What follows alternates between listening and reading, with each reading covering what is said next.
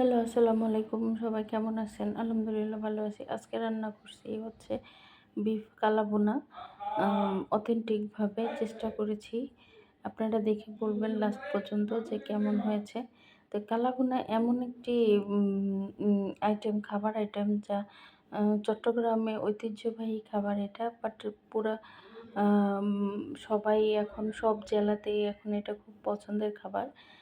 তো ১ম এ ১ কেজি পরিমাণ মাংস নিয়েছি এবং ওখানে ধুয়ে পরিষ্কার করে কড়াইয়ের মধ্যে নিয়ে তার মধ্যে একটু আদা বাটা, ১ চামচ আদা, ১.৫ চামচ আদা বাটা, ২ চামচ রসুন বাটা, তারপরে হচ্ছে পরিমাণ মতো লবণ, হলুদের গুঁড়ো, মরিচের গুঁড়ো, আ এব তারপরে হচ্ছে ধনিয়া গুঁড়া, জিরা গুঁড়া, এ সবই পরিমাণ মতো আমি ১ চামচের পরিমাণ করেই দিয়ে দিয়েছি আরকি।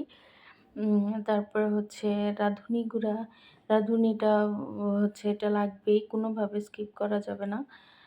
রাঁধুনিটা ভেজে একটু বেটে নিছি, জিরাটাও। এই যে দেখেন, ১ম এ হচ্ছে জিরা ভেজে গুঁড়ো করে নিছি।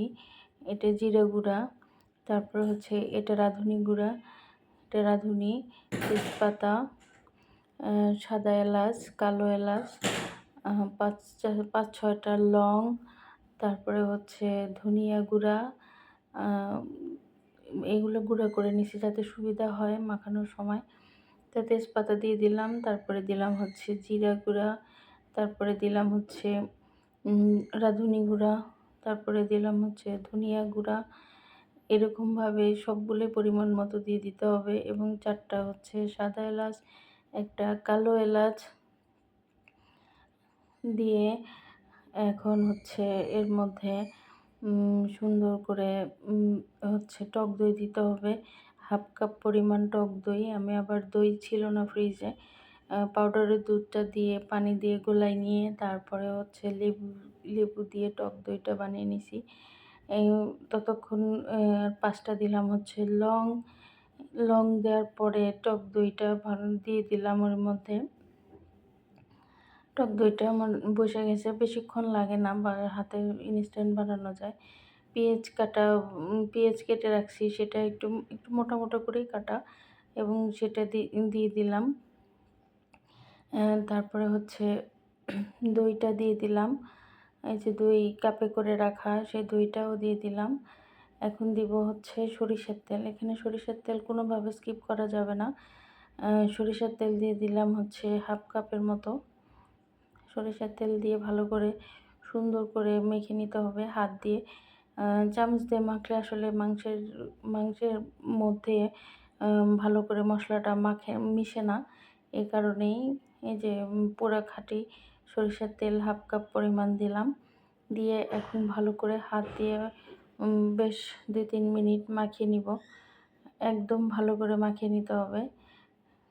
যাতে সব মশলাগুলো একটু ভালোভাবে সব মাংসের গায়ের সাথে লেগে যায় এবং মাখানো হয়ে গেলে একদম কোনো পানি দিব না, কোনো রকম পানি দিব না। মাখা হয়ে গেলে ঢাকনা দিয়ে ঢেকে চুলাটা ধরায় দিব। তো একটু হলুদের গুঁড়া, মরিচের গুঁড়া কম হইছে, আবার একটু করে দিলাম। কারণ এটা আমরা খাবো, ঝাল হলেও সমস্যা নাই। একটু মাখিয়ে নিলাম আবার সবকিছু দিয়ে এবং এখন হচ্ছে ঢাকনা দিয়ে ঢেকে দিব। ঢাকনা দিয়ে ঢেকে মিনিট ৫ রান্না করে নিছি। রান্না করার পরে ঢাকনাটা তুলে দেখি যে পানি বের হয়ে গেছে।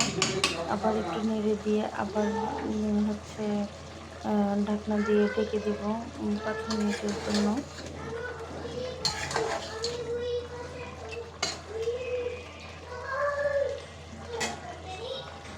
৫ মিনিটের জন্য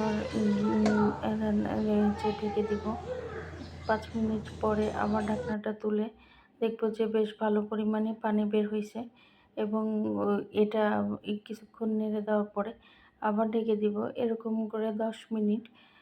১০ মিনিট পর ৫ মিনিটও হতে পারে, ১০ মিনিটও হতে পারে। এটার কড়াইয়ের উপর ডিপেন্ড করে এবং হচ্ছে 10 মিনিট পর পর ঢাকনা তুলে আবার নেড়ে দিতে হবে এবং কোনো রকম পানি দেওয়া যাবে না। আর চুলার আগুনটা হচ্ছে মিডিয়ামের চেয়ে একটু কম রাখতে হবে, যাতে এই পানিতেই মাংসটা সিদ্ধ হয়ে যায়। আবার ঢেকে দিলাম। আবার 10 মিনিট পরে ঢাকনা তুলে দেখি পানিটা শুকিয়ে আসছে এবং হচ্ছে বেশ বেশ ভালোভাবেই তেলটাও বের হয়ে যাচ্ছে। আবার কিছুক্ষণ নেড়ে দেওয়ার পরে আবার ঢাকনা দিয়ে ঢেকে দিব।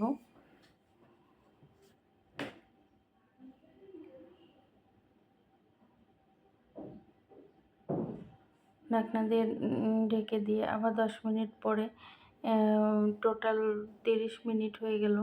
এখন তেল বের হয়ে গেছে এবং হচ্ছে মাংসের কালারটাও সুন্দর আসছে। এখন হচ্ছে মূল প্রসেসিং শুরু। আবার একটু করে ঢেকে দিব, আরও 10 মিনিটের জন্য ঢেকে দিব। 10 মিনিট পরে ঢাকনাটা তুলে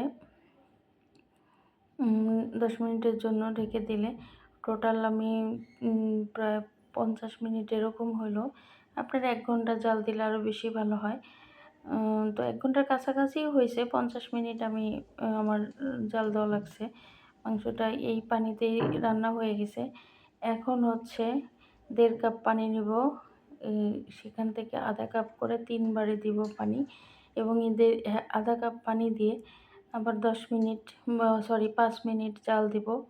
5 মিনিট জাল দেওয়ার পরে আবার আমি পানি দিব। 5 মিনিট জাল দেওয়ার পরে ঢাকনাটা খুলে 5 মিনিট হয়ে গেছে, ঢাকনাটা খুলে আবার পানি দিব আধা কাপ। এই যে দেখেন আস্তে আস্তে এতে কি হবে, এতে ভিতরে জুসিনেসটাও থাকবে এবং কালারটাও সুন্দর আসবে, শক্ত হবে না। তখন যাতে কালা ভুনা না হয়, শুটকি ভুনা হয়ে যায়, এটা খেয়াল রাখতে হবে। কারণ এই সময়টা পানিটা মাস্ট দিতে হবে। তা আবার আধা কাপ পানি দিলাম, দিয়ে আরও 5 মিনিট রান্না করব। 5 মিনিট পরে আবার ঢাকনাটা তুলে দেখি প্রায় শুকনা শুকনো হয়ে আসছে ঝোলটা। তো কিছুক্ষণ নেড়ে দেওয়ার পরে আবার হাফ কাপ পানি দিব। আবার পানি দেওয়ার পরে ঢাকনা দিয়ে ঢেকে দিব। একটু নেড়ে ঢাকনা দিয়ে ঢেকে দিব 5 মিনিটের জন্য। তো ঢাকনা দিয়ে ঢেকে দেওয়ার আগে সেই রাঁধুনি গুঁড়া দিলাম আর গরম মশলার গুঁড়া দিলাম। এতে কী হবে, ফ্লেভারটা নষ্ট হবে না এবং এর ফ্লেভারটা তরতাজা থাকবে। গরম মশলার গুঁড়া, রাঁধুনি গুঁড়া পরিমাণ মতো 1 চামচ পরিমাণ মতো দিতে পারেন। তাই আমি একটু জিরা গুঁড়াও দিয়ে দিলাম। এখন ঢাকনা দিয়ে ঢেকে 10 মিনিটের জন্য, 5 মিনিট আর না 10 মিনিটের জন্য ঢাকনা দিয়ে ঢেকে রাখবো। এবং আরেকটা চুলাতে কী করব, মূল কাজ সেটা হচ্ছে কড়াইতে পেঁয়াজ কুচি কুচি করে কেটে নিয়ে পেঁয়াজ দিয়ে সরিষার তেল দিব, হাফ কাপ পরিমাণ সরিষার তেল দিব, দিয়ে এটা হচ্ছে ফোড়নের জন্য রেডি করব। বাদামি কালার পর্যন্ত ভাজা ভাজা করব আর কি। তো পেঁয়াজ যেহেতু আগে দিব, কারণ রসুন একসাথে দিলে রসুনটা আগে পুড়ে যাবে, এই কারণে পেঁয়াজ আগে দিয়ে একটু ভেজে নিই বাদামি কালার হওয়া আগ পর্যন্ত। দেখেন একটু কালারটাও আসতেছে আস্তে আস্তে। তো পেঁয়াজটা ভাজা বাদামি কালার হওয়ার আগে একটু আগে রসুনগুলো দিয়ে দিব।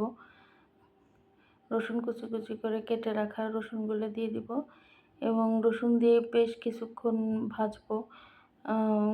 কিছুক্ষণ ভাজার পরে এর মধ্যে 6-7টা শুকনো মরিচ দিয়ে দিব। শুকনো মরিচ দিয়ে ভালো করে হচ্ছে ভেজে নিতে হবে একদম ব্রাউন কালার হওয়া পর্যন্ত, মানে বেরেস্তার মতো অত না, আর কাছাকাছি যেতে হবে আর কি। তো হচ্ছে ভাজাটা কাছাকাছি হয়ে আসলে শুকনো মরিচটা বেছে রেখে দিলাম 5-6টা আর কি, ওইটা দিয়ে দিব এখন, যেহেতু কাছাকাছি ভাজা হয়ে আসছে।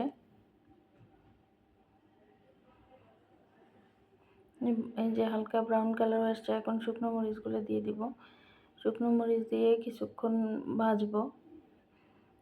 কিছুক্ষণ নাড়ার পরেই কালারটা চলে আসবে।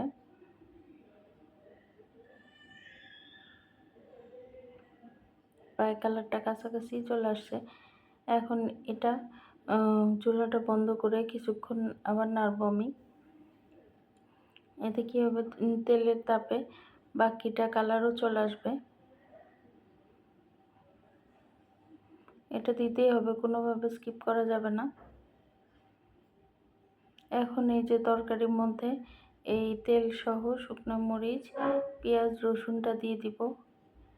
দিয়ে এটা আরও আধা ঘন্টা, যতক্ষণ পর্যন্ত কালার না আসে ততক্ষণ পর্যন্ত মিডিয়ামের চেয়ে লো তাপে আপনার হচ্ছে এটা রান্না করতে হবে। আর 5 মিনিট পর পর নেড়ে দিতে হবে, কারণ কোনোভাবে পোড়া লাগানো যাবে না, এতে তরকারির স্বাদটা নষ্ট হয়ে যাবে আর কি। স্মেলটা থাকবে, পোড়া পোড়া পোড়া স্মেল আসলে সেটা খেতেও ভালো লাগবে না। এই জন্য যে কড়াইতে বা পাতিলেই নেন সেটা যেন না পড়ে যায় বা না লেগে যায়, এই কারণে অনবরত নাড়তে হবে। তো আমি কিছুক্ষণ পর পরই নাড়তেছিলাম যাতে লেগে না যায়। এরপরে ঢাকনা দিয়ে ঢেকে দিয়ে 5 মিনিট পরে ঢাকনাটা তুলে এই যে কালারটা আসতেছে আস্তে আস্তে। কাঁচামরিচ ফেলে দিলেও ভালো হয়, কিন্তু একটু বেশি ঝাল হয়ে যাবে আর কি, যেহেতু আমি মরিচের গুঁড়ো অনেকগুলো দিয়ে দিছি। এই যে কালারটা আসছে, আর একটু হবে, আর মিনিট 10 হবে।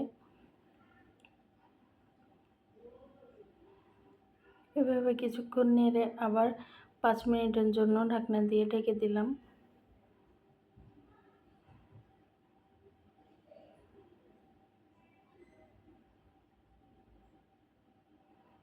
প্রায় কাছাকাছি হয়ে আসছে।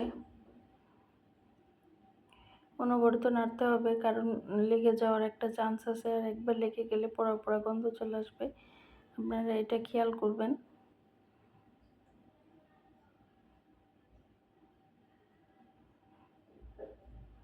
একটু পরপরই নেড়ে দেওয়া লাগতেছে।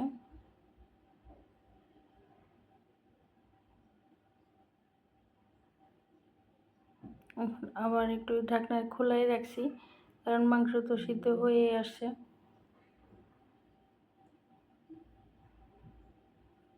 একটু পরপরই নাড়তেছি যাতে ইয়েটা ভালো হয়, নিচে না লেগে যায়।